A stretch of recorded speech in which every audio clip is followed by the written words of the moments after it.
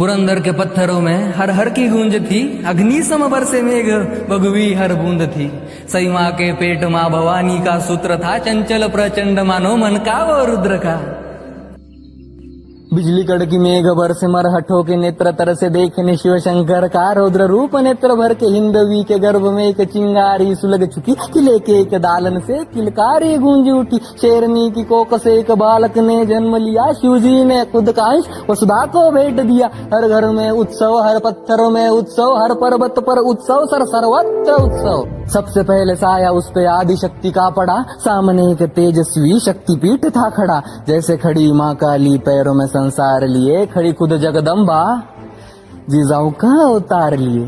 फतवा कब का पहुंच चुका शिवाजी राजे तक था, पुत्र रत्न देखे बिन बाप कैसे रह सकता। ऐसा कोई शस्त्र नहीं जो घाव कमल समझ सके, ऐसा कोई शास्त्र नहीं जो बाप का दिल समझ सके।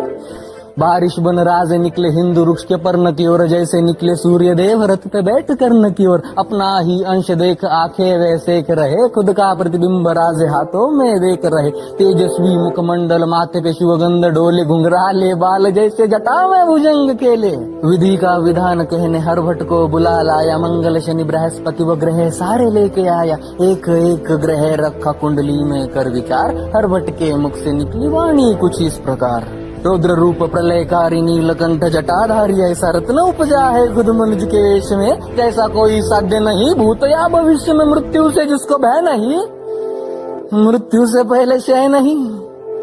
किंतु पुराणों के रुद्र जैसी आवदा है आन पड़ी, बालक की कुंडली में ग्रहों की है जंग छिड़ी। जैसे फंसा रुद्र उनसे जो कि उसके थे करीब, रुद्र बन के जना है तो रुद्र सा ही है नसीब। यानी नियति के खेल से शिवनंदन अनजान था, दुनिया से दूर बाल शंभू नादान था। शूर था वो वीर था, अखंड था प्रचंड था, जिस मनुज की वीरता पे देवों को घमंड था। उसी वीर गौरव को कपट का ग्रहण लगा, अपनों से था धोखा उसको जो कि तब वहम लगा।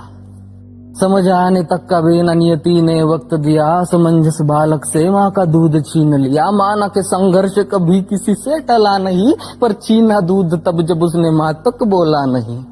तब प्रांत की एक कुंडबीन को माँ साहब ने याद किया, एक राजा का वंश किसी प्रजागण को सौंप दिया। यूं ही नहीं कहता कोई राष्ट्र की माता, उन्हें था राष्ट्र का सम्मान करना बखूबी आता उन्हें।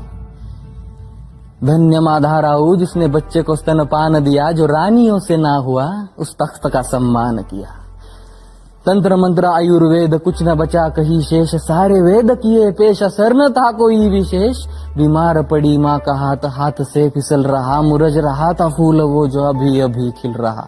सफर की शुरुआत में ही सही माँ ने प्राण त्यागे, जल रहा था फूल उसमें, जल रही चिता जो आगे। तभी बढ़ रहे सुराज्य को किसी कुफ्र की नजर लगी, पुरंदर के खातिर कई किलो पे मोहर लगी। राजे की जुबान पे फिर भी मिर्जा को संदेह था, जिस जुबा खातिर वीरों ने त्यागा अपना देह था। तो उसने अपनी कैद में कोई नूर अमानत रखा, 6 साल के संभाजी को बतौर जमानत रखा।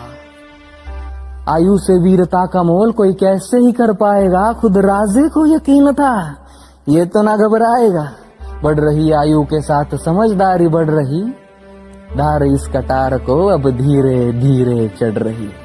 राजे के नाम फतवा कोई आगरा से आया था, सालगिरह के मौके पे तहजीब से बुलाया था। वो सालगिरह का न्योता था या था कोई छिपा फरेब, क्योंकि अंत में लिखा था कुछ आलमगीर औरंगजेब। हाँ, यही एक नाम सुन के कांपती हर सल्तनत, यही था जो नाम पहुंचा हिंदवी के दर तलक। हाँ, इसी ने तोड़े थे मंदिर कई शिखर, नादान था जो तोड़ रहा उससे खुदा का दूजा घर। पर आया शेर हिंद सिवा आया, साथ अपना छावा लाया। इंशाअल्लाह नूर देख, भगवे का सुरूर देख, दिल्ली के उस तख्त को चीरती वो नजर देख, सुरमे को जलाने वाली आंखों का कहर देख। देख आंखें फाड़ देख, देख पलके झाड़ देख, बादशाह के रास्ते का सबसे बड़ा पहाड़ देख। पर मौका परस्त बादशाह की अकल बड़ी कमाल चली, कटेगा सिवा पर झुकेगा नहीं, ये सोच के एक चाल चली। रिवाजे दरबार कहकर झुकने का एक हुक्म उठा, ललचा रहा शिकार देख बंदे शेर का सबर छूटा। क्रोधित राजे तख्त दिल्ली को पीठ दिखाकर चल पड़े, संतप्त पिता को रोकने खातिर नन्हे शंभू दौड़ पड़े। बदतमीजी की सजा कहकर पिता पुत्र को कैद किया, आगे से ना हो सका तो पीठ में खंजर खोप दिया। कैद हुए राजे बेशक, पर सोच तो आजाद वही, और उनकी सोच को कैद करे वो जंजीर कहीं मौजूद नहीं। मुगलजादों का पहरा तोड़ परिंदे कब के उड़ गए, सालगिरह का तोहफा कहकर कुछ पंख अपने छोड़ गए। निकल चुके थे कैद से पर जान अभी ना छूटी थी, खुद की शान सूरत आज औरंगजेब से रूठी थी। पकड़ लो जिंदा या मुर्दा, काफर बच के ना जा पाए, सिर उड़ा दो खुद के ही घर खाली हाथ लौट आए। बैरागी का वेश पहन मथुरा में दोनों जा पहुंचे, बालकृष्ण को साथ लिए वसुदेव गोकुल आ पहुंचे। नन्हे शंभू की पीड़ा देख राजे ने मन में ठान लिया, आगे आता संकट उन्होंने पहले से ही जान लिया। दौड़ रहे वो नन्हे पैर मथुरा में ही रुक गए, आगे दौड़ते राजे मुड़ मुड़ संभाजी को देख रहे। क्षत्रियों का शिरोमणि किसी ब्राह्मण के घर पल रहा, नियति ने रचे विपरीत दिशा में समय का पहिया चल रहा। व्याकुल हो रहे बाप ने और एक पत्थर दिल पे रख लिया, जीवित रखने वश बाल शंभू को मृत घोषित कर दिया। वो सब कुछ नियति कर रही जो नियति से साध्य हुआ, मथुरा में जीवित संभाजी का राजगढ़ पे श्राद्ध हुआ।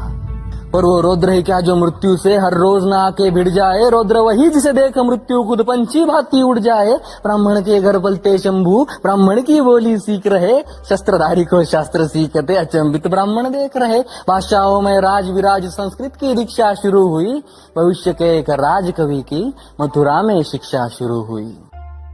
लौटे शंभू मथुरा से घर, वो शंभू अब नादान न थे, अच्छे बुरे के भेद को अब वो भली भांति से जान रहे। संघर्ष की उनकी माला का पाढ़ाव पहला डल चुका, तख्त का युवराज चलो जैसे भी संभल चुका। शस्त्रों की एवं शास्त्रों की रीति रिवाज वस्त्रों की, कटार ढाल अश्वचाल भाला तीर गदा विशाल, एक एक करके राजे अदब सारी सिखा रहे। हर एक चुनौती को आंख शंभू राजे दिखा रहे। देख यू दोनों को साथ तख्ते दिल्ली का पर रहा, भगवे का साम्राज्य अपनी बढ़ती सीमा नाप रहा।